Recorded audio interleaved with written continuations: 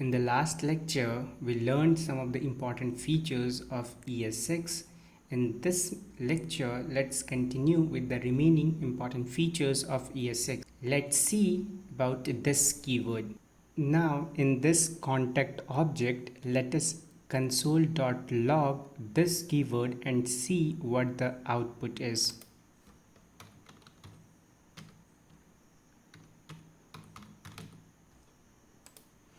We can call this function with a dot operator, so we can use contact.fun. Now if we'll save it, here it should be this. Now if we'll save it, and here if we'll go to inspect, then console, and if we'll refresh the browser, we can see we are getting the reference of this object. So if we call method in an object, this keyword returns the reference of that object. So if we are calling this function in this object, so this object will return the reference of this object. Now let us assign this function into a variable and then call it as a standalone function, and let's see what the output of this keyword is.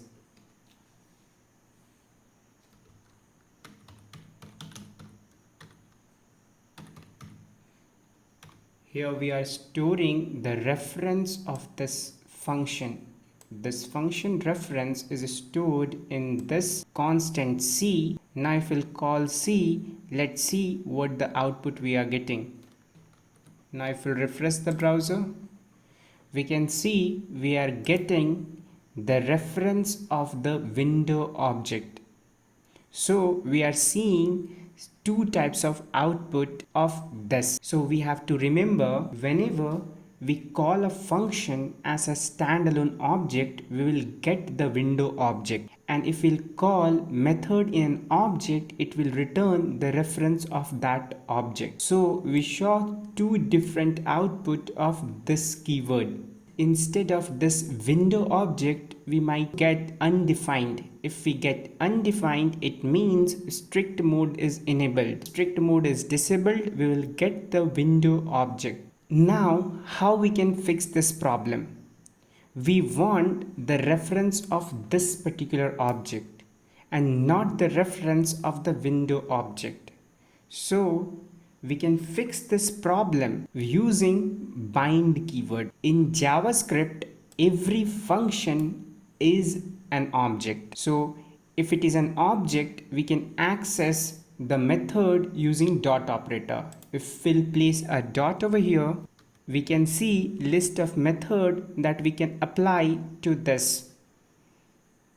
So here is one method called bind. In this bind, if we'll pass the reference of this object, then see what's the output we are getting.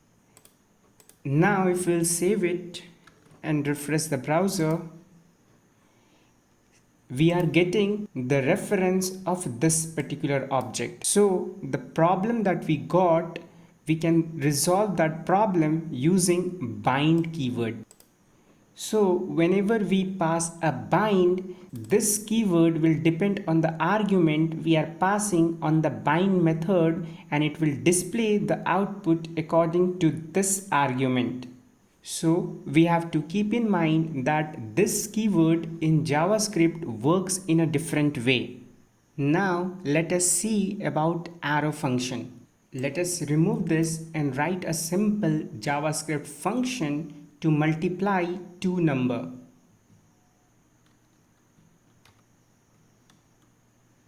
And from here, let us return the product of two numbers.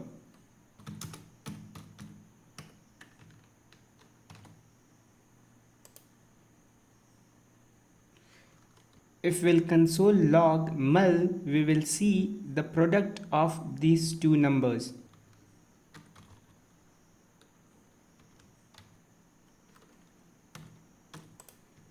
Now let us save it and refresh the browser. We are getting 20.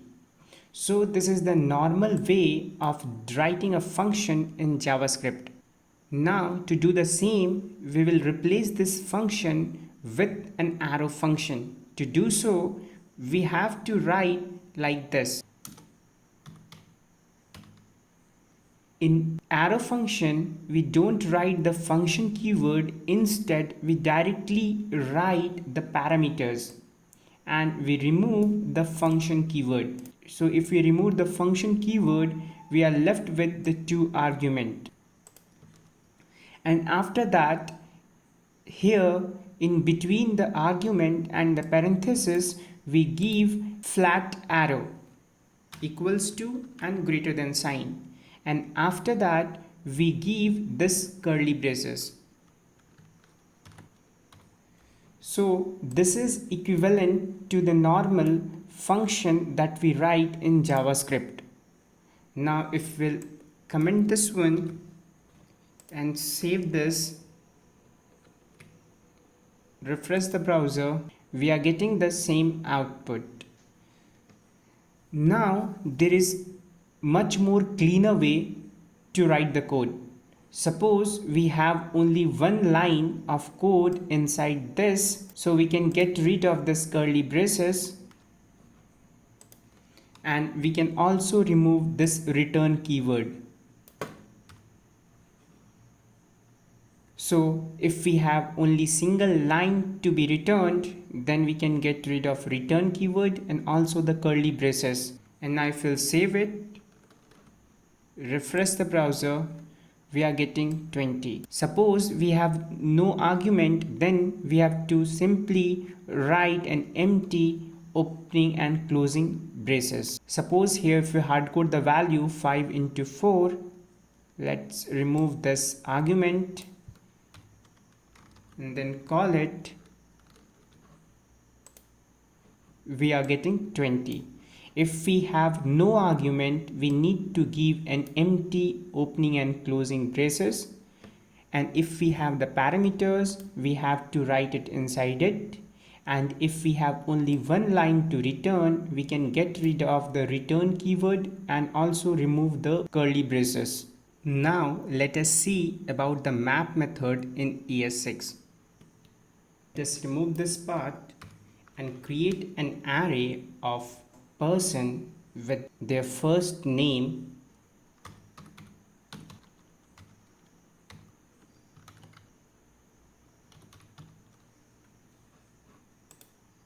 so here we have an array of 4 person, and suppose we want to transform this 4 person into list and write their name inside the list. Suppose we want to transform this array into something like this, then we have to manually write one of this keyword in an array. So to get rid of this, we have an alternative to get the same result. Instead of this, we can call map method in this person array. If we'll write person dot map, we can see we are getting one method, and map method is used to render list of item. So here we are having a list of item, and this map method can be used to render a list of item, and it transforms each element and return the new item. Basically what we wanted to transform this array into a new element, so we can use this map method to transform this element into a new element.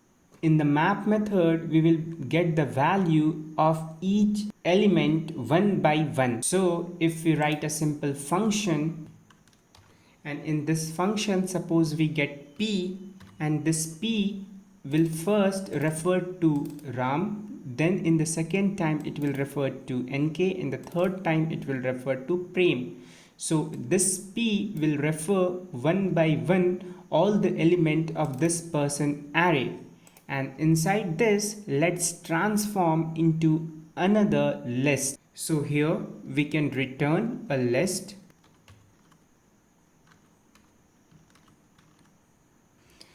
So what we did, we transformed this into this element. Now if we'll console log this value. So let us store this value into some constant, and if we'll console log this item, let's see what we are getting. We are getting 4%, and that is transformed into list of persons. So using map method, we can transform element into a new element. And now we can replace this normal function into arrow function. To do so, we have to remove this function keyword. Here we have only one return statement, so we can get rid of this return keyword and also the curly braces. And here we have to give an arrow. Now if we'll save it, we are getting the same output. There is much more cleaner way to write this. We can use template literals to get the desired output. Instead of double quotation, we can use backtick. So if we remove this double quotation and wrap everything in backtick, and now here we can dynamically inject the value using dollar. After dollar, we have to write the curly braces. And in this template, we can dynamically insert any value using dollar and curly braces. So each time the value of P will change and it will dynamically get inserted. So now if we save this, refresh the browser, we are getting the same output. Now let us see about destructuring in ES6. Let us remove this code and create an object. This contact object will store the name, email and the phone.